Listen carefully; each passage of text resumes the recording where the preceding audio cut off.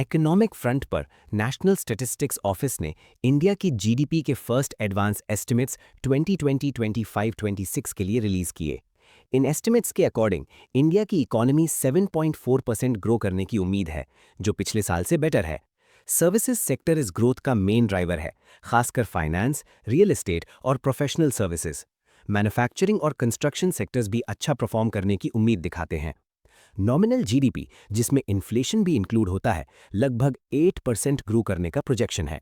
ये estimates important होते हैं क्योंकि इन्हीं के बेस पर गवर्नमेंट पॉलिसीज प्लान करती है और यूनियन बजट प्रिपेयर होता है। United Nations department of economic and social affairs ने अपनी report world economic situation and prospects 2026 release की है, जिसमें एस्टिमेट किया गया है कि 2025-26 में इंडिया की इकोनॉमी 7.2% ग्रो करेगी। UNDESA यूनाइटेड नेशन सेक्रेटेरिएट का हिस्सा है, जिसका हेडक्वार्टर्स न्यूयॉर्क में है और ये कंट्रीज को इकोनॉमिक, सोशल और एनवायरमेंटल डेवलपमेंट गोल्स अचीव करने में सपोर्ट करता है। ये पॉपुलेशन, सस्टेनेबल डेवलपमेंट गोल्स और सोशल कंडीशंस पर इंपॉर्टेंट ग्लोबल रिपोर्ट्स पब्लिश करता है, जो गवर्नमेंट्स को पॉलिसी प्लानिंग में हेल्प करती है। Union agriculture minister Shivraj Singh Chouhan ने अनाउंस किया है कि इंडिया अब दुनिया का सबसे बड़ा राइस प्रोड्यूसर बन गया है। लेटेस्ट डेटा के अकॉर्डिंग इंडिया ने 150.18 मिलियन टन्स राइस प्रोड्यूस किया है, जबकि चाइना का प्रोडक्शन 145.28 मिलियन टन्स रहा है। राइस इंडिया का स्टेपल फूड है और मेनली खरीफ सीजन में उगाया जाता है। ये अचीवमेंट फूड सिक्योरिटी और इकोनॉमी के लिए काफ़ी इंपॉर्टेंट है। गवर्नमेंट का फोकस फार्मर्स को सपोर्ट करने और उन्हें उनकी फसल का सही दाम दिलाने। Global trade research initiative GTRI ने बताया है कि इंडिया को अपनी सिल्वर प्रोसेसिंग कैपेसिटी इंप्रूव करनी चाहिए और इंपोर्ट्स को डाइवर्सिफाई करना चाहिए। 2024 में इंडिया ने ग्लोबल सिल्वर इंपोर्ट्स का लगभग 21.4% हिस्सा इंपोर्ट किया, जिससे वो दुनिया का सबसे बड़ा फिनिश्ड सिल्वर कंज्यूमर बन गया। सिल्वर एक सॉफ्ट और शाइनी मेटल है, जिसका इलेक्ट्रिकल और थर्मल कंडक्टिविटी बहुत हाई होती है। इसीलिए इलेक्ट्रॉनिक्स, सोलर पैनल्स, बैटरीज और ऑटोमोबाइल्स में इसका बहुत यूज़ होता है। इसके एंटीबैक्टीरियल प्रॉपर्टीज़ के कारण मेडिकल फील्ड में भी इसका यूज़ होता है। डोमेस्टिक प्रोसेसिंग बढ़ाने से इंपोर्ट डिपेंडेंस कम होगी, वैल्यू एडिशन बढ़ेगा। हमें एग्री फूड और एग्रीटेक स्टार्टअप्स को सपोर्ट करने के लिए एक नया इनिशिएटिव लॉन्च किया है। एपीडा मिनिस्ट्री ऑफ कॉमर्स के अंडर काम करने वाला गवर्नमेंट बॉडी है, जो एग्रीकल्चरल और प्रोसेस्ड फूड प्रोडक्ट्स जैसे फ्रूट्स, वेजिटेबल्स, मीट और डेयरी आइटम्स के एक्सपोर्ट्स को प्रमोट करता है। भारतीय स्टार्टअप चैलेंज के थ्रू सिलेक्टेड स्टार्टअप्स को मेंटरिंग, मार्केट सपोर्ट और इंटरनेशनल फूड फेयर्स में ग्लोबल एक्सपोजर मिलेगा। इस इनिशिएटिव का एम इनोवेशन को बूस्ट करना और इंडिया के एग्रीकल्चरल एक्सपोर्ट्स को स्ट्रॉन्ग बनाना है। यूनाइटेड स्टेट्स ने सैंक्शनिंग रशिया एक्ट ऑफ 2025 नाम का एक नया लॉ प्रपोज किया है। अगर ये पास हो जाता है तो यूएस गवर्नमेंट उन कंट्रीज पर बहुत हाई टैरिफ्स और सेकेंडरी सैंक्शंस लगा सकती है जो रशियन ऑयल, गैस और यूरेनियम खरीदना कंटिन्यू करती हैं। हाँ, यूएस प्रेसिडेंट के पास पावर होगी कि वो नेशनल सिक्योरिटी के इंटरेस्ट में इन टैरिफ्स को 180 डेज के लिए टेम्परेरीली वेव कर सकेंगे। ये मूव इंडिया को सीरियसली इफेक्ट कर सकता है। अगर इतने हाई टैरिफ्स लगते हैं तो इंडिया के लगभग $120 बिलियन के एक्सपोर्ट्स जो यूएस जाते हैं वो स्लो या ऑलमोस्ट स्टॉप हो सकते हैं। टेक्सटाइल्स, फुटवेयर और मरीन प्रोडक्ट्स जैसे लेबर इंटेंसिव सेक्टर्स जो already high US tariffs face कर रहे हैं और ज़्यादा अनकम्पेटिटिव हो सकते हैं। इससे फ्यूचर ट्रेड नेगोशिएशंस में इंडिया की बार्गेनिंग पावर भी कम हो सकती है और इंडिया यूएस रिलेशंस पर भी स्ट्रेन आ सकता है। इस इम्पैक्ट को रिड्यूस करने के लिए इंडिया को अपने एक्सपोर्ट मार्केट्स यूएस से बाहर डाइवर्सिफाई करना होगा, एक्सपोर्ट सपोर्ट सिस्टम्स को स्ट्रांग बनाना होगा, इंडिया EU FTA जैसे ट्रेड डील्स को फास्ट ट्रैक करना होगा और रेगुलेशंस को सिंप्लीफाई करते हुए की रॉ मटेरियल्स पर ड्यूटीज कम करनी होंगी। The financial intelligence unit of India ने वर्चुअल डिजिटल एसेट्स जैसे क्रिप्टो करेंसीज और NFTs से डील करने वाली कंपनीज के लिए नए गाइडलाइंस जारी किए हैं। इन रूल्स के थ्रू VDA सर्विस प्रोवाइडर्स को एंटी मनी लॉन्ड्रिंग और टेररिज्म फाइनेंसिंग लॉज के अंदर लाया गया है, बिल्कुल बैंक्स और फाइनेंशियल इंस्टीट्यूशंस की तरह। अब इन प्लेटफॉर्म्स को prevention of money laundering act के तहत strict customer verification, record keeping और रिपोर्टिंग रूल्स फॉलो करने होंगे, जिनके अंडर ये पहले से 2023 से कवर्ड है। हर प्लेटफॉर्म को एक रिस्पॉन्सिबल ऑफिसर अपॉइंट करना होगा, सर्ट इन अप्रूव्ड ऑडिट्स के थ्रू साइबर सिक्योरिटी स्ट्रॉन्ग करनी होगी और सेल्फ कस्टडी वॉलेट से होने वाली ट्रांजैक्शंस का डेटा भी कलेक्ट करना होगा। Virtual digital assets digitally created assets होते हैं जो क्रिप्टोग्राफी पर बेस्ड होते हैं, जैसे क्रिप्टो करेंसीज और NFTs। गवर्नमेंट ने अनाउंस किया है कि दिसंबर 2025 तक स्वामी फंड के अंडर 61,000 से ज़्यादा होम्स कंप्लीट हो चुके हैं, जिसमें इकोनॉमिकली वीकर सेक्शंस के हज़ारों यूनिट्स शामिल हैं। 2019 में लॉन्च हुआ स्वामी फंड अफोर्डेबल और मिड इनकम हाउसिंग प्रोजेक्ट्स को लास्ट माइल फाइनेंशियल सपोर्ट देता है, जो बीच में स्टॉल हो गए थे। इस फंड को SBI वेंचर्स मैनेज करता है। बजट 2025-26 में अनाउंस हुआ स्वामी फंड 2 1 लाख और हाउसिंग यूनिट्स कंप्लीट करने का एम रखता है। इंडियन रेलवेज ने एक बड़ा माइलस्टोन अचीव किया है। नवंबर 2025 तक इंडियन रेलवेज का 99.2% नेटवर्क इलेक्ट्रीफाई हो चुका है। इसका मतलब है कि अब लगभग सारी ट्रेन्स डीजल की जगह इलेक्ट्रिसिटी पर चल रही हैं, जो एनवायरनमेंट के लिए बेटर है और ऑपरेटिंग कॉस्ट भी कम होती है। 2014 के बाद इलेक्ट्रिफिकेशन की स्पीड काफ़ी तेज़ हो गई है, जो पहले सिर्फ 1 किलोमीटर पर डे थी, अब लगभग 15 किलोमीटर पर डे हो चुकी है। इसके साथ ही रेलवेज रिन्यूएबल एनर्जी पर भी फोकस कर रही है। सोलर पावर कैपेसिटी 2014 में सिर्फ 3.68 मेगावाट थी, जो 2025 तक बढ़कर 898 मेगावाट हो गई है। ये सोलर एनर्जी ट्रेन्स के साथ साथ रेलवे स्टेशंस और ऑफिसेज को पावर देने के काम आ रही है। इंफ्रास्ट्रक्चर डेवलपमेंट में वेस्ट बंगाल के सागर आइलैंड को मेनलैंड से कनेक्ट करने वाले ब्रिज का फाउंडेशन स्टोन रखा गया। इस ब्रिज से रेजिडेंट्स और गंगा सागर पिलग्रिमेज पर जाने वाले लोगों को ट्रैवल में आसानी होगी। साथ ही रीजनल डेवलपमेंट और डिजास्टर मैनेजमेंट को भी सपोर्ट मिलेगा। इंडिया भूटान एनर्जी कोऑपरेशन को भी हाईलाइट किया गया, जब वांगचू हाइड्रो इलेक्ट्रिक प्रोजेक्ट पर काम शुरू हुआ।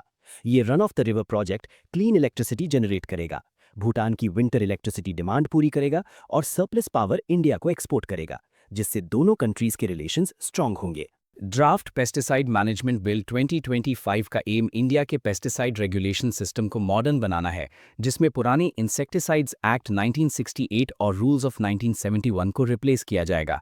बिल के तहत एक सेंट्रल पेस्टिसाइड बोर्ड बनाने का प्रपोजल है, जो सेफ्टी स्टैंडर्ड्स, डिस्पोजल मेथड्स और नए पेस्टिसाइड मॉलिक्यूल्स के अप्रूवल पर सरकार को सलाह देगा। एक रजिस्ट्रेशन कमेटी डिजिटली सभी पेस्टिसाइड एप्लीकेशंस को एग्जामिन करेगी अप्रूवल देने से पहले। ट्रांसपेरेंसी बढ़ाने के लिए नेशनल रजिस्टर ऑफ पेस्टिसाइड्स और ऑनलाइन ट्रैकिंग सिस्टम लाया जाएगा, ताकि फेक प्रोडक्ट्स को रोका जा सके। अगर जेनेरिक पेस्टिसाइड का अप्रूवल 18 महीने से ज़्यादा डिले होता है, तो उसे ऑटोमेटिक अप्रूवल मिल जाएगा। बिल पॉइजनिंग केसेस की monitoring, medical preparedness, accredited labs के थ्रू क्वालिटी टेस्टिंग और वर्कर्स के लिए ट्रेनिंग और सेफ्टी स्टैंडर्ड्स पर भी फोकस करता है। इंडिया में हर्बिसाइड्स का सबसे ज़्यादा यूज होता है, जबकि ओवरऑल पेस्टिसाइड कंजम्पशन कई देशों से कम है। गवर्नमेंट ने वन संरक्षण एवं संवर्धन अधिनियम 1980 के गाइडलाइंस अमेंड किए हैं, ताकि फॉरेस्ट रिलेटेड एक्टिविटीज़ को प्रमोट किया जा सके। नए चेंजेस के under assisted natural regeneration, afforestation और प्लांटेशन एक्टिविटीज़, चाहे गवर्नमेंट करे या प्राइवेट बॉडीज़, अब फॉरेस्ट्री एक्टिविटीज़ मानी जाएंगी। इसका मतलब है कि इन एक्टिविटीज़ के लिए कंपेंसेटरी एफॉरेस्टेशन CA और नेट प्रेजेंट वैल्यू का पेमेंट नहीं करना पड़ेगा, जो पहले नॉन फॉरेस्ट यूज़ के लिए ज़रूरी होता था। CA का पर्पस लॉस्ट फॉरेस्ट लैंड और ट्रीज को रिप्लेस करना था, जबकि NPV एनवायरनमेंट लॉस जैसे बायोडाइवर्सिटी और वाटर रिचार्ज के लिए कॉम्पेंसेशन देता था, जिसका फंड कैंपा मैनेज करता है। अमेंडमेंट स्टेट्स को प्लांटेशंस की यूज और रेवेन्यू शेयरिंग के लिए अपना फ्रेमवर्क बनाने की भी छूट देता है। साथ ही फॉरेस्ट कंजर्वेशन अमेंडमेंट एक्ट 2023 के थ्रू लॉ को सिर्फ ऑफिशियली नोटिफाइड फॉरेस्ट तक लिमिट किया गया है। बॉर्डर एरियाज में सिक्योरिटी प्रोजेक्ट्स को एग्जेम्पशन दी गई है और इको टूरिज्म जैसी एक्टिविटीज़ को फॉरेस्ट्री एक्टिविटीज़ माना गया है। सेंट्रल गवर्नमेंट ने सेंसस 2027 के फर्स्ट फेज के लिए नोटिफिकेशन जारी कर दिया है, जो इंडिया का 16th सेंसस होगा। पहला फेज, जिसे हाउस लिस्टिंग ऑपरेशंस कहते हैं, अप्रैल से सितंबर 2026 तक सभी स्टेट्स और यूनियन टेरिटरीज में कंडक्ट होगा। दूसरा फेज पॉपुलेशन इन्यूमरेशन फरवरी 2027 में होगा, जबकि स्नो बाउंड और डिफिकल्ट एरियाज जैसे लद्दाख, जम्मू एंड कश्मीर के कुछ हिस्सा, हिमाचल प्रदेश और उत्तराखंड में सेंसस सितंबर 2026 में ही किया जाएगा।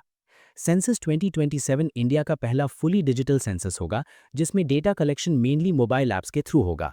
इसमें 1931 के बाद पहली बार नेशन वाइड कास्ट एन्यूमरेशन भी शामिल होगी, जो सभी कम्युनिटीज़ को कवर करेगी।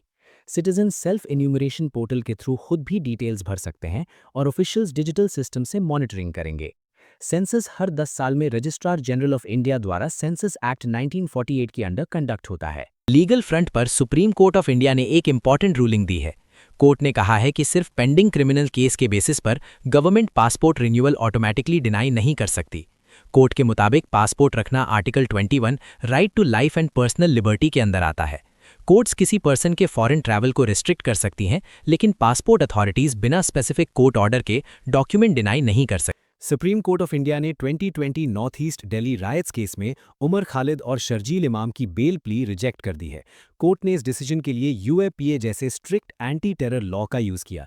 जजेस ने मास्टरमाइंड्स और लोकल फैसिलिटेटर्स के बीच डिफरेंस एक्सप्लेन किया। जहां 5 और अक्यूज लोगों को बेल मिल गई क्योंकि उनकी रोल लिमिटेड मानी गई, वहीं खालिद और इमाम को की प्लानर्स या आइडियोलॉजिकल ड्राइवर्स बताया गया। कोर्ट ने कहा कि अगर प्रोटेस्ट्स लंबे समय तक रोड्स ब्लॉक करें और डेली लाइफ को डिस्टर्ब करें और उनका इंटेंट कंट्री की सिक्योरिटी या इकोनॉमी को थ्रेटन करना हो तो उसे टेररिस्ट एक्ट माना जा सकता है। इस जजमेंट को प्रोटेस्ट्स और लॉ के कॉन्टेक्स्ट में काफी स्ट्रिक्ट प्रेसिडेंट माना जा रहा है। मद्रास हाईकोर्ट ने तिरुपरंकुरम हिल पर लैंप लाइटिंग को अलाउ करने के डिसीजन को अपहेल किया है। ये केस कार्तिकेय दीपम फेस्टिवल से जुड़ा हुआ था। कोर्ट ने कहा कि डिवोटीज का ट्रेडिशनल राइट है कि वो हिल पर होली लैंप लाइट करें। बीजेपी और कई ग्रुप्स ने इस डिसीजन का वेलकम किया है। कोर्ट ने साथ ही ये भी कहा कि सेफ्टी और एनवायरमेंट प्रोटेक्शन का ध्यान रखा जाना चाहिए। इंडियन आर्मी ने 293 करोड़ रुपीस का कॉन्ट्रैक्ट साइन किया है एक नए एडवांस्ड रॉकेट सिस्टम सूर्यास्त्र के लिए। यह सिस्टम इंडियन कंपनी नाइब लिमिटेड और एक इजरायली डिफेंस कंपनी के कोलैबोरेशन से बनाया जा रहा है। सूर्यास्त्र एक मल्टी कैलिबर लॉन्चर है, मतलब ये अलग अलग टाइप के रॉकेट्स फायर कर सकता है। इसकी रेंज लगभग 150 किलोमीटर से 300 किलोमीटर तक है और एक्यूरेसी इसका सबसे बड़ा फीचर है। ट्रायल्स में ये सिस्टम टारगेट से सिर्फ 5 मीटर्स के अंदर हिट करने में सक्सेसफुल रहा। जीपीएस और डिजिटल नेविगेशन जैसी मॉडर्न टेक्नोलॉजीज का यूज करके यह सिस्टम हाई प्रिसिजन इंश्योर करता है। स्क्रैमजेट इंजन एक high speed air breathing engine होता है जो हाइपरसोनिक स्पीड्स यानी मैक 5 से ऊपर ऑपरेट करता है। रिसेंटली डीआरडीओ ने इंडिया के हाइपरसोनिक मिसाइल प्रोग्राम के लिए एक एडवांस्ड स्क्रैमजेट इंजन का सक्सेसफुल टेस्ट किया है। इसमें कोई मूविंग पार्ट्स नहीं होते और ये व्हीकल की स्पीड को यूज करके एयर कंप्रेस करता है। स्क्रैमजेट्स हाइपरसोनिक क्रूज मिसाइल्स को पावर देते हैं और ज्यादा फ्यूल एफिशिएंसी और स्पीड प्रोवाइड करते हैं। इस अचीवमेंट के साथ इंडिया उन गिनती के देशों में शामिल हो गया है national IED data management system. National IED data management system एक नया डिजिटल प्लेटफॉर्म है जो इंडिया की इंटरनल सिक्योरिटी और काउंटर टेररिज्म एफर्ट्स को स्ट्रॉन्ग बनाने के लिए लॉन्च किया गया है। ये नेशनल सिक्योरिटी गार्ड के नेशनल बॉम्ब डेटा सेंटर द्वारा डेवलप किया गया है और पुलिस, एनआईए, सीएपीएफ्स और एंटी टेरर स्क्वाड्स को पूरे देश में बॉम्ब ब्लास्ट्स और आईईडी इंसिडेंट्स का डेटा अपलोड और एनालाइज करने की सुविधा देता है। इस सिस्टम से इन्वेस्टिगेटर्स अटैक पैटर्न्स, टेररिस्ट्स के मेथड्स और एक्सप्लोजिव्स के टाइप्स को समझ सकते हैं, जिससे एजेंसीज के बीच कोऑर्डिनेशन बेटर होती है। चाइना ने ताइवान के आसपास एक लार्ज मिलिट्री एक्सरसाइज स्टार्ट की है जिसका नाम जस्टिस मिशन 2025 है। इस एक्सरसाइज में चाइनीज आर्मी, नेवी, एयरफोर्स और मिसाइल यूनिट्स एक साथ ऑपरेशंस कर रहे हैं। ड्रिल्स ताइवान के काफ़ी क्लोज हो रहे हैं और आइलैंड को सराउंड करके ब्लॉकेड प्रैक्टिस की जा रही है। चाइना ताइवान को अपना हिस्सा मानता है जबकि ताइवान एक अलग डेमोक्रेटिक सिस्टम के साथ फंक्शन करता है। ये ड्रिल्स ताइवान को इंडिपेंडेंस से वॉर्न करने। रीजनल डेवलपमेंट्स में पाकिस्तान एयरफोर्स ने Taimur air launched cruise missile का टेस्ट किया है जो 600 किलोमीटर्स तक के टारगेट्स को हिट कर सकता है, स्टेल्थ टेक्नोलॉजी, लो एल्टीट्यूड फ्लाइट और सैटेलाइट टेरेन गाइडेंस के साथ। 1950 के बाद पहली बार कर्तव्य पथ पर एक डेडिकेटेड एनिमल कंटिंजेंट मार्च करेगा। इस कंटिंजेंट को remount and veterinary corps lead करेगा और ये आर्मी के साइलेंट वॉरियर्स को ऑनर करेगा। इसमें 2 बैक्ट्रियन कैमल्स होंगे जो 15,000 फीट की एल्टीट्यूड पर 250 केजी लोड उठा सकते हैं, 4 ज़ंस्कार पोनीज जो -40 डिग्री सेल्सियस तक का टेम्परेचर झेल सकते हैं, ट्रेंड रैप्टर्स जो एंटी ड्रोन ड्यूटीज के लिए यूज होते हैं और आर्मी डॉग्स जो एक्सप्लोजिव्स डिटेक्शन में काम आते हैं। इस बार रिपब्लिक डे परेड के चीफ गेस्ट होंगे European leaders Ursula von der Leyen और एंटोनियो कोस्टा। इंटरनेशनल खबर लैटिन अमेरिका से आ रही है, जहां वेनेजुएला में नए यूएस इंटरवेंशन ने पूरी दुनिया में तेज बहस छेड़ दी है। 3 जनवरी को यूएस फोर्सेस ने वेनेजुएला के प्रेसिडेंट निकोलस मडूरो को कैप्चर कर लिया, जो अमेरिकन मिलिट्री एक्शन की एक एग्रेसिव वापसी को दिखाता है। ये move US president Donald Trump की फॉरेन पॉलिसी में एक बड़ा रिवर्सल माना जा रहा है, क्योंकि पहले वो इराक जैसे फॉरएवर वॉर्स की क्रिटिसिज्म कर चुके हैं। इस इंटरवेंशन को जस्टिफाई करने के लिए एडमिनिस्ट्रेशन ने मुनरो डॉक्ट्रिन ऑफ 1823 का सहारा लिया है, जो यूरोप को अमेरिका से दूर रहने की वार्निंग देता है। क्रिटिक्स का कहना है कि ये doctrine driven approach cold war style regime change politics की तरफ वापसी का सिग्नल है। इस इंटरवेंशन के पीछे सबसे बड़ा मोटिवेशन ऑयल माना जा रहा है। वेनेजुएला के पास दुनिया के सबसे ज्यादा प्रूवन ऑयल रिजर्व्स हैं, 300 बिलियन बैरल से भी ज्यादा, लेकिन इंफ्रास्ट्रक्चर कोलैप्स होने की वजह से प्रोडक्शन बहुत कम हो गया है। प्रेसिडेंट ट्रंप ने ओपनली कहा है कि यूएस इन ऑयल रिजर्व्स का कंट्रोल लेगा और अमेरिकन कंपनीज को डिप्लॉय करेगा ताकि प्रोडक्शन रीबिल्ड हो सके। क्रिटिक्स इसे स्ट्रीट अप थेफ्ट कह रहे हैं, जो पॉलिटिकल स्टेबलाइजेशन के नाम पर हो रहा है। अभी के टाइम पर शेवरॉन ही एक ऐसी मेजर यूएस कंपनी है जिसे वेनेजुएलन क्रूड तक एक्सेस मिला हुआ है।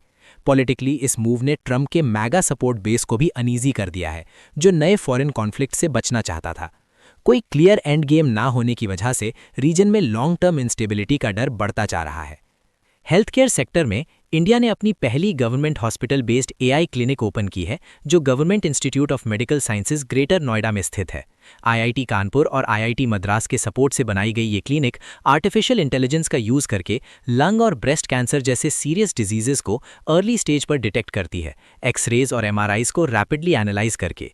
ये इनिशिएटिव इंडिया एआई मिशन का हिस्सा है, जिसका गोल है स्ट्रॉन्ग डिजिटल इंफ्रास्ट्रक्चर बनाना, जिसमें 10,000 से ज़्यादा जीपीयूज शामिल हैं। जम्मू एंड कश्मीर में गवर्नमेंट ने सलाल हाइड्रो इलेक्ट्रिक प्रोजेक्ट का डीसिल्टिंग ऑर्डर दिया है, जो चिनाब रिवर पर स्थित है। ये decision Indus waters treaty pause होने के बाद लिया गया है। ये प्रोजेक्ट 690 मेगावाट इलेक्ट्रिसिटी जनरेट करता है और 1987 से ऑपरेशनल है। पब्लिक हेल्थ न्यूज़ में दिल्ली गवर्नमेंट रेबीज को नोटिफाइबल डिजीज डिक्लेयर करने जा रही है, एपिडेमिक डिजीजेज एक्ट 1897 के अंडर।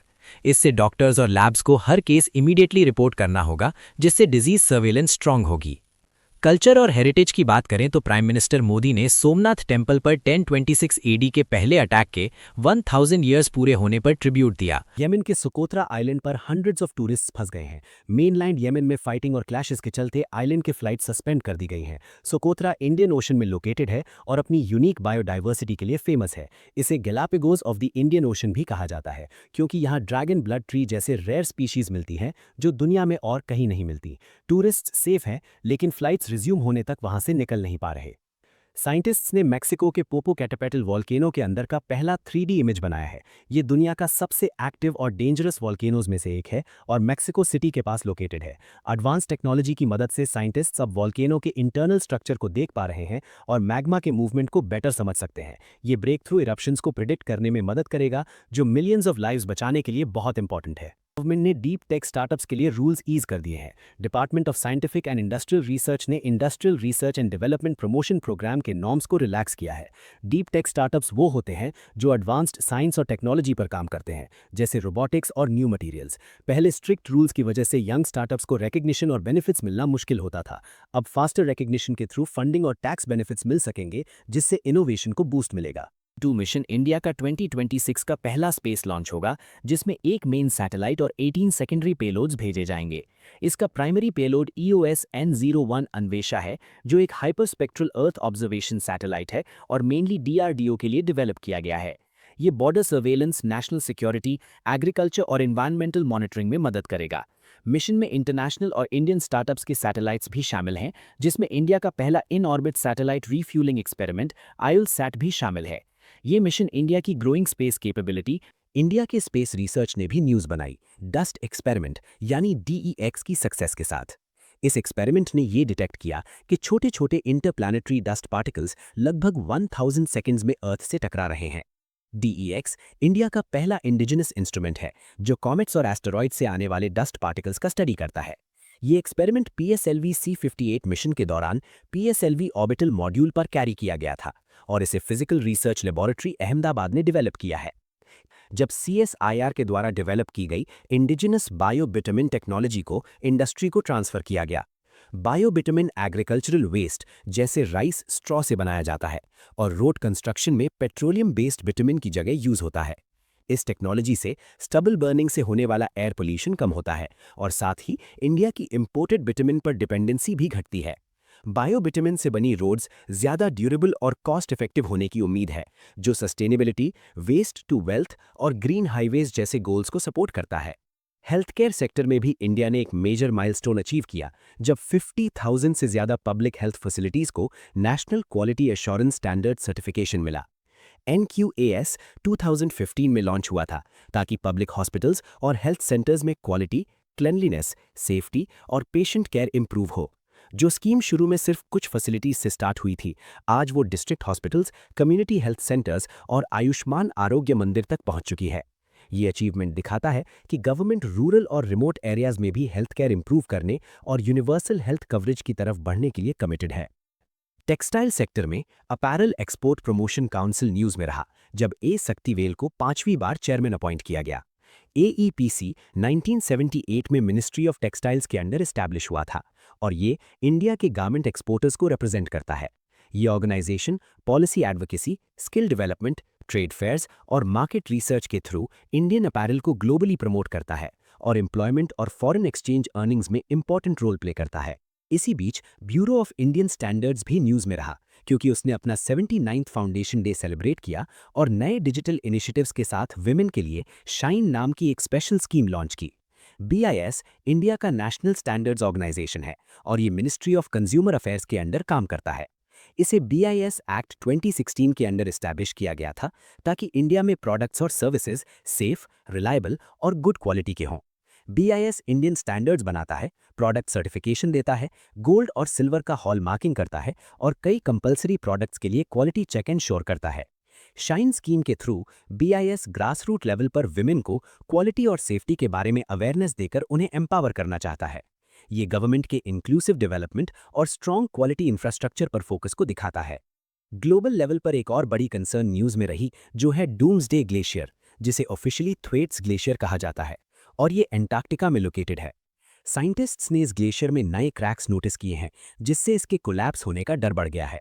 इसे डूम्सडे ग्लेशियर इसलिए कहा जाता है क्योंकि अगर ये पूरी तरह से पिघल गया तो ग्लोबल सी लेवल लगभग 65 सेंटीमीटर तक बढ़ सकता है।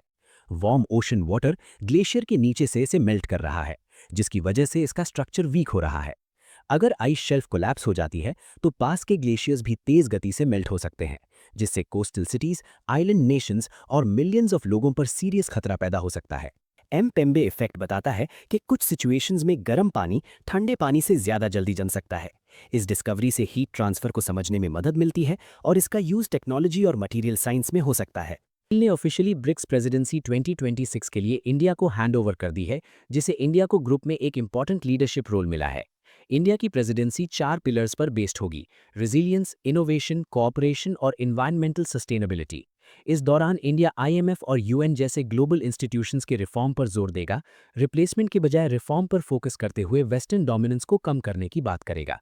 इंडिया ग्लोबल साउथ की आवाज़ को स्ट्रॉन्ग करना और मल्टीपोलर वर्ल्ड ऑर्डर को प्रमोट करना चाहता है, जिसमें वो डेवलपिंग कंट्रीज और वेस्ट के बीच ब्रिज का रोल प्ले करेगा। एक और प्रायोरिटी डिजिटल पब्लिक इंफ्रास्ट्रक्चर को ग्लोबल साउथ के लिए डेवलपमेंट मॉडल के रूप में प्रमोट करना है। इंडिया अपनी स्ट्रेटेजिक ऑटोनॉमी मेंटेन करते हुए वेस्ट और चाइना दोनों के साथ बैलेंस्ड रिलेशंस रखेगा। सेंटर ने नागौरी अश्वगंधा को ज्योग्राफिकल इंडिकेशन जीआई टैग दिया है, जो मेनली राजस्थान के नागौर डिस्ट्रिक्ट में उगाया जाता है। इस रीजन का ड्राई क्लाइमेट और सैंडी सॉइल इस वैरायटी को लॉन्गर और थिकर रूट्स देता है, जो मेडिसिनल कंपाउंड से रिच होती हैं। इसकी ब्राइट रेड बेरीज और brittle starchy roots superior quality का इंडिकेटर मानी जाती हैं। अश्वगंधा, जिसे इंडियन जिनसेंग भी कहते हैं, आयुर्वेद में स्ट्रेस कम करने, एनर्जी बढ़ाने और ओवरऑल हेल्थ इंप्रूव करने के लिए यूज होता है। जीआई टैग से इसकी पहचान प्रोटेक्ट होगी, फार्मर्स की इनकम बढ़ेगी और इंडिया की ट्रेडिशनल मेडिसिनल हेरिटेज को ग्लोबल रिकग्निशन मिलेगा।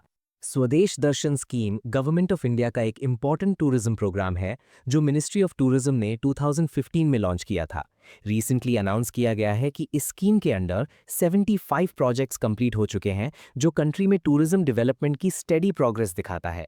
इस स्कीम का main M theme based tourist circuits develop करना है, जैसे बुद्धिस्ट, हेरिटेज, इको, कोस्टल और हिमालयन सर्किट्स, ताकि टूरिस्ट्स को वेल कनेक्टेड और वेल डेवलप्ड डेस्टिनेशंस मिल सकें।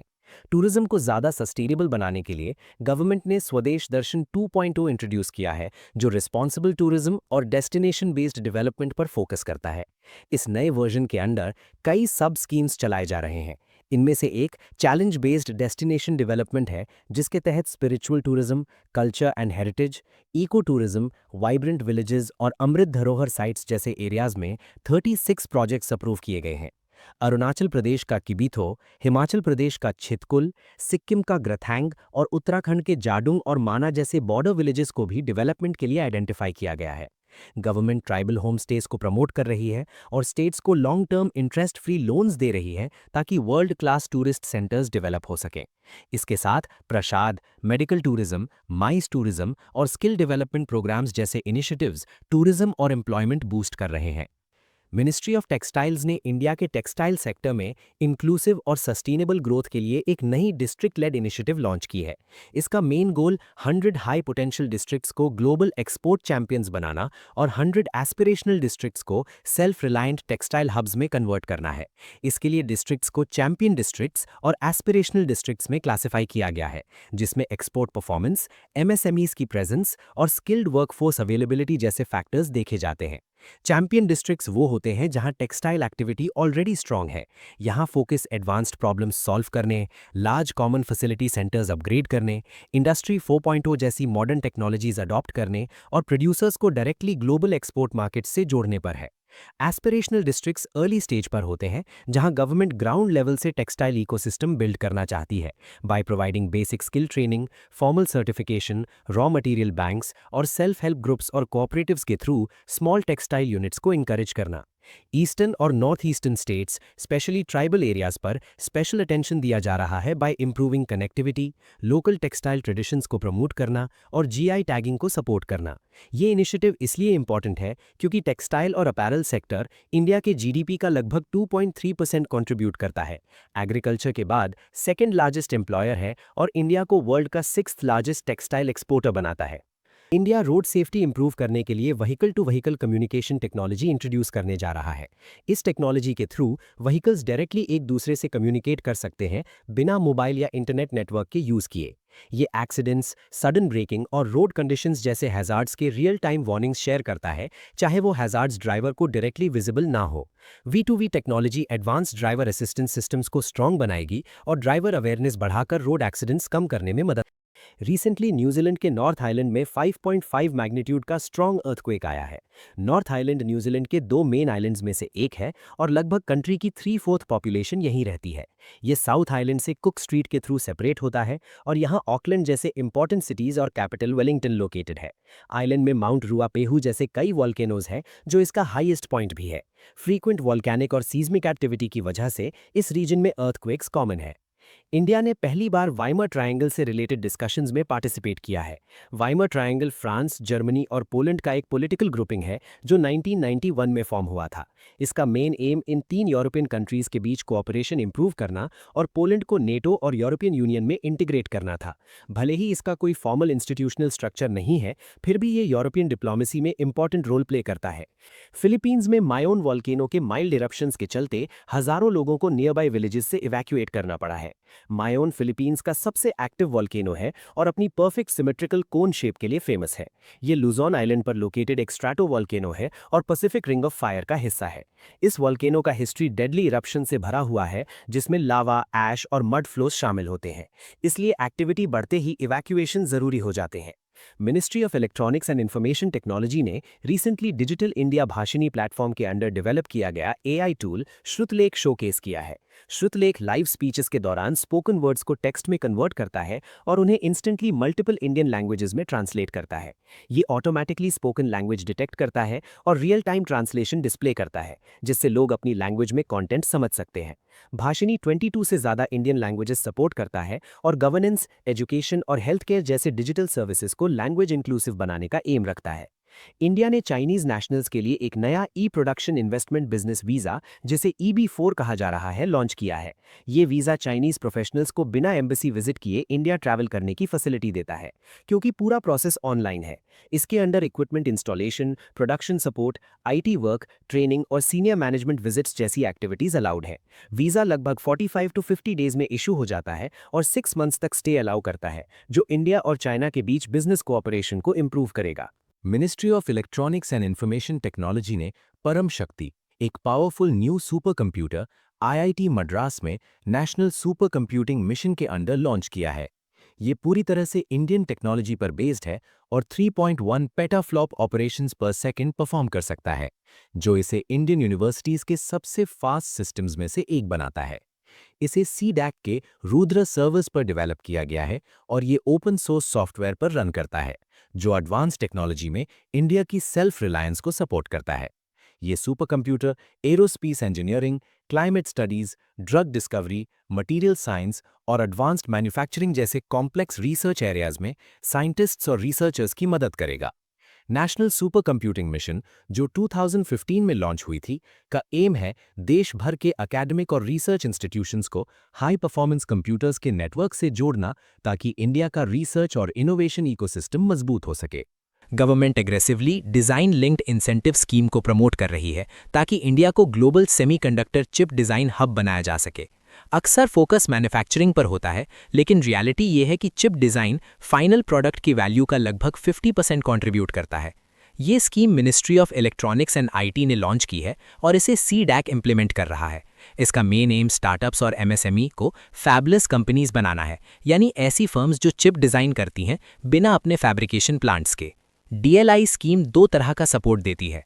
पहला, फाइनेंशियल असिस्टेंस, जिसमें डिज़ाइन कॉस्ट का 50% तक रीइंबर्समेंट मिलता है, जो 15 करोड़ रुपीस पर कैप्ड है। साथ ही सक्सेसफुल प्रोडक्ट्स के लिए 4 to 6% सेल्स लिंक्ड इंसेंटिव भी मिलता है। दूसरा, इंफ्रास्ट्रक्चर सपोर्ट, जो चिप इन सेंटर के थ्रू दिया जाता है, जहां इंजीनियर्स को कॉस्टली ईडीए टूल्स का एक्सेस मिलता है। अब तक स्कीम के अंडर 24 प्रोजेक्ट्स अप्रूव हो चुके हैं, जो एआई, ड्रोन डिटेक्शन और सैटेलाइट कम्युनिकेशंस जैसे स्ट्रेटेजिक सेक्टर्स से जुड़े हैं। वर्व सेमी और नेत्र सेमी जैसे स्टार्टअप्स इसके सक्सेस एग्जाम्पल्स हैं। ओवरऑल गोल ये है कि इंडिया अपनी क्रिटिकल इंटेलेक्चुअल प्रॉपर्टी खुद ओन करे और टेक्नोलॉजिकल सेल्फ रिलायंस अचीव करे। Creators corner platform. Creators corner एक नया इनिशिएटिव है जो प्रसार भारती ने डीडी न्यूज़ पर डिजिटल कंटेंट क्रिएटर्स को सपोर्ट करने के लिए लॉन्च किया है। ये क्रिएटर्स को कल्चर, एजुकेशन, साइंस, ट्रैवल और करंट अफेयर्स जैसे टॉपिक्स पर अपना कंटेंट नेशनल प्लेटफॉर्म पर दिखाने का मौका देता है। इस प्रोग्राम में रेवेन्यू शेयरिंग मॉडल फॉलो किया जाता है, जिसमें क्रिएटर्स को ज़्यादा हिस्सा मिलता है। ये इनिशिएटिव डिजिटल इकोनॉमी को प्रमोट करता है और क्रिएटर्स को इंडिया के पब्लिक ब्रॉडकास्टर के थ्रू ज़्यादा रीच और क्रेडिबिलिटी देता है। Pankhudi portal. Pankhudi portal ministry of women and child development द्वारा लॉन्च किया गया एक नया डिजिटल प्लेटफॉर्म है जो विमेन और चिल्ड्रन के सपोर्ट को मजबूत बनाता है।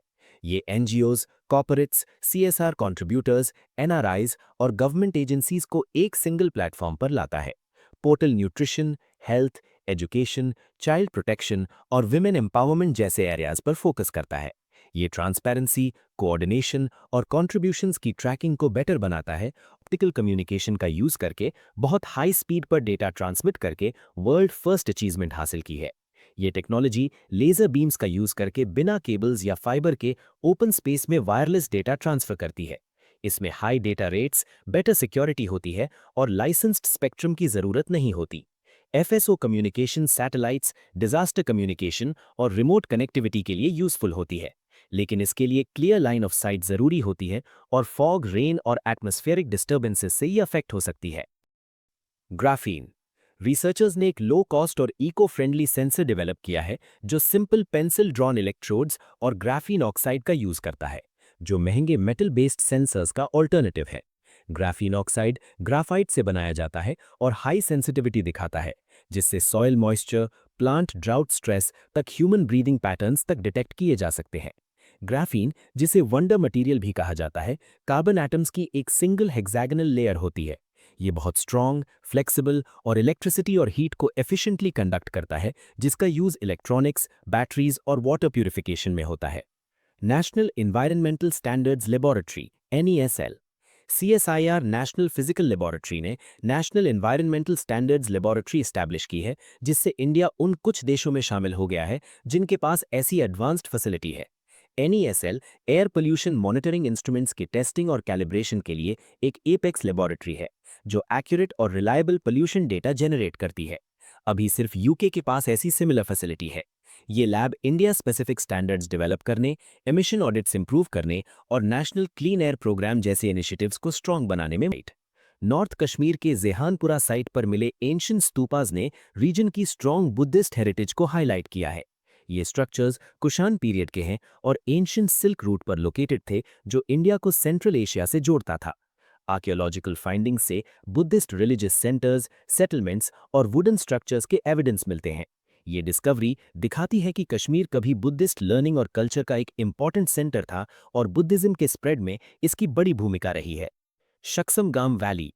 इंडिया ने शक्समगाम वैली में चाइना के इंफ्रास्ट्रक्चर एक्टिविटीज पर फॉर्मली ऑब्जेक्शन रेज किया है। ये वैली लद्दाख का स्ट्रेटेजिकली इंपॉर्टेंट रीजन है और इंडियन टेरिटरी का हिस्सा है, लेकिन 1947 से पाकिस्तान के इलीगल ऑक्यूपेशन में रहा है और 1963 में इलीगली चाइना को दे दिया गया था। इसे ट्रांस काराकोरम ट्रैक्ट भी कहा जाता है। ये एरिया सियाचिन ग्लेशियर के पास काराकोरम और कुनलुन माउंटेन रेंजेस के बीच लोकेटेड है, जिससे इसका स्ट्रेटेजिक इंपॉर्टेंस और भी बढ़ जाता है। Renowned Indian ecologist Madhav Gadgil का रीसेंट में देहांत हो गया, जो एनवायरनमेंट प्रोटेक्शन के सबसे स्ट्रॉन्ग वॉइसेस में से एक थे। 1942 में पुणे में जन्मे माधव गाडगिल ने अपनी पूरी जिंदगी नेचर के स्टडी और कॉन्जर्वेशन को डेडिकेट कर दी। 1982 में उन्होंने Indian institute of science Bengaluru में centre for ecological sciences establish किया, जो इंडिया का एक लीडिंग इकोलॉजिकल रिसर्च सेंटर बना। उनके एफर्ट से 1986 में नीलगिरी बायोस्फीयर रिजर्व का फॉर्मेशन पॉसिबल हुआ। 2010 में उन्होंने western Ghats expert ecology panel chair किया और पूरे वेस्टर्न घाट्स को graded ecologically sensitive zone declare करने की स्ट्रॉन्ग रिकमेंडेशन दी। वो प्राइम मिनिस्टर के science and technology advisory council के मेंबर भी रहे और बायोलॉजिकल डाइवर्सिटी एक्ट और फॉरेस्ट राइट्स एक्ट जैसे इंपॉर्टेंट लॉज के फॉर्मुलेशन में भी उनका कंट्रीब्यूशन रहा। उनके आउटस्टैंडिंग वर्क के लिए उन्हें पद्मश्री, पद्म भूषण और कई इंटरनेशनल एनवायरमेंटल अवार्ड्स मिले। Two new frog species. Scientists ने अरुणाचल प्रदेश के रिमोट माउंटेन फॉरेस्ट से 2 नए फ्रॉग स्पीशीज डिस्कवर किए हैं। सोमन स्लेंडर आर्म फ्रॉग का नाम जर्नलिस्ट E.S. सोमनाथ की याद में रखा गया है और ये फॉरेस्ट स्ट्रीम्स के पास पाया गया, जबकि मेचुका स्लेंडर आर्म फ्रॉग का नाम मेचुका टाउन पर रखा गया है, जहां से इसे पहली बार कलेक्ट किया गया था। दोनों स्पीशीज एवरग्रीन फॉरेस्ट्स में रहती हैं। इनके आर्म्स स्लेंडर होते हैं और आइस का कलर काफी स्ट्राइकिंग होता है। ये डिस्कवरी नॉर्थ ईस्ट इंडिया की रिच और अभी तक पूरी तरह से एक्सप्लोर ना हुई बायोडाइवर्सिटी को हाईलाइट करती है। Grey slender loris. Grey slender loris एक छोटा नॉक्टर्नल प्राइमेट है जो मेनली सदर्न इंडिया और श्रीलंका में पाया जाता है। ये फॉरेस्ट्स, स्क्रब लैंड्स और प्लांटेशंस में रहता है और अपनी बड़ी आंखों, स्लो मूवमेंट और इंसेक्ट बेस्ड डाइट के लिए जाना जाता है। केरला और तमिलनाडु ने रिसेंटली इसके हैबिटेट को रिस्टोर करने और मॉनिटरिंग इंप्रूव करने के स्टेप्स लिए हैं। इस स्पीशीज को हैबिटेट लॉस, इलीगल पेट ट्रेड और हंटिंग जैसे थ्रेट्स का सामना है। IUCN ने इसे नियर थ्रेटेंड कैटेगरी में रखा है और इंडिया में ये लीगली प्रोटेक्टेड है। Ratapani tiger reserve. Ratapani tiger reserve, जो मध्य प्रदेश के रायसेन और सीहोर डिस्ट्रिक्ट्स में लोकेटेड है, को ऑफिशियली टाइगर रिजर्व डिक्लेयर किया गया है और इसका नाम आर्कियोलॉजिस्ट डॉक्टर विष्णु वाकनकर के नाम पर रखा जाएगा। ये विंध्या रेंजेस में नर्मदा रिवर के पास फैला हुआ है। यहाँ रिच फॉरेस्ट्स, रिवर्स और रिजर्वॉयर्स हैं। इस रिजर्व में लगभग 40 टाइगर्स, कई अन्य वाइल्ड लाइफ स्पीशीज और भीम बीट का रॉक शेल्टर्स मौजूद हैं, जो एक यूनेस्को वर्ल्ड हेरिटेज साइट है। इस वजह से ये जगह इकोलॉजिकल और हिस्टोरिकल दोनों ही दृष्टि से बहुत इंपॉर्टेंट। अनामलाई टाइगर रिजर्व में फॉरेस्ट ऑफिशियल्स टाइगर्स और दूसरे वाइल्ड लाइफ को मॉनिटर करने के लिए M-Stripes मोबाइल ऐप यूज कर रहे हैं। ये सिस्टम फॉरेस्ट गार्ड्स को एनिमल मूवमेंट, पेट्रोल रूट्स और थ्रेट्स रिकॉर्ड करने में हेल्प करता है using GPS and mobile technology. इससे टाइगर हैबिटेट्स की प्रोटेक्शन इंप्रूव होती है और मैनेजर्स को क्विक डिसीजन लेने में मदद मिलती है। तमिलनाडु में located Anamalai tiger reserve forests, wild life और ट्राइबल कम्युनिटीज से रिच है। कर्नाटका के विजयनगर डिस्ट्रिक्ट में एक रेयर पिंक कलर्ड लेपर्ड देखा गया है, जिसे सैंडलवुड लेपर्ड कहा जा रहा है। ये कोई नई स्पीशीज नहीं है, बल्कि एक नॉर्मल लेपर्ड है जिसमें इरिथ्रिज्म या हाइपोमेलेनिज्म नाम की जेनेटिक कंडीशन है। इंडिया में ये सिर्फ दूसरी रिकॉर्डेड साइटिंग है। पहली 2021 में रनकपुर, राजस्थान में हुई थी। साइंटिस्ट्स ने फोटोग्राफ्स के थ्रू साइटिंग कंफर्म कर ली है और अब DNA एविडेंस का वेट किया जा रहा है। महाराष्ट्र के तड़ोबा अंधेरी टाइगर रिजर्व ने वाइल्ड लाइफ को डिजीजेस से बचाने के लिए स्ट्रे डॉग्स के स्टेरिलाइजेशन और वैक्सीनेशन ड्राइव शुरू की है। 1955 में एस्टैब्लिश्ड, ये स्टेट का सबसे पुराना और सबसे बड़ा टाइगर रिजर्व है। इसमें तड़ोबा नेशनल पार्क और अंधेरी वाइल्ड लाइफ सैंक्चुरी शामिल हैं और यहाँ टाइगर्स, लेपर्ड्स, स्लॉथ बियर्स और 250 से ज़्यादा बर्ड स्पीशीज पाई जाती हैं। स्ट्रे डॉग्स वाइल्ड लाइफ में डिजीजेस स्प्रेड कर सकते हैं, जो इकोसिस्टम के लिए खतरा है। ये initiative human wildlife conflict कम करने और कंजर्वेशन एफर्ट्स को स्ट्रॉन्ग बनाने के लिए किया गया है।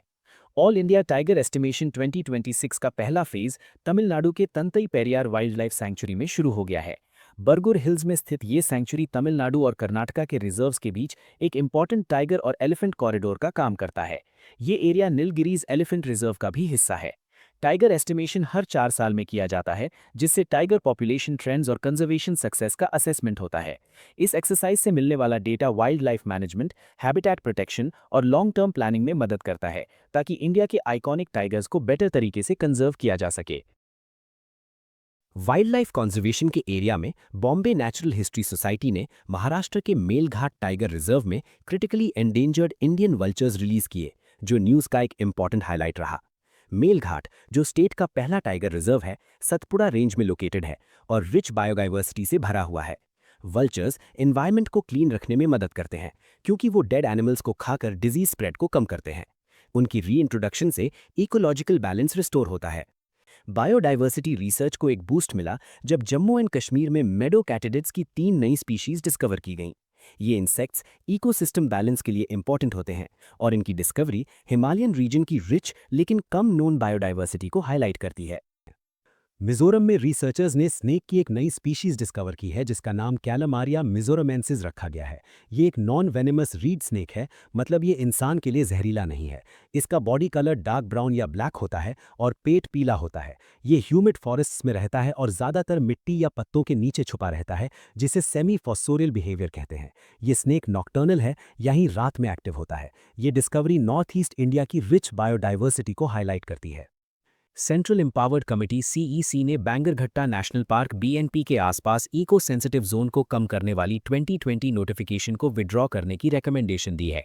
कमिटी ने 2016 ड्राफ्ट नोटिफिकेशन में प्रपोज की गई वाइडर ESZ को रिस्टोर करने का सजेशन दिया है।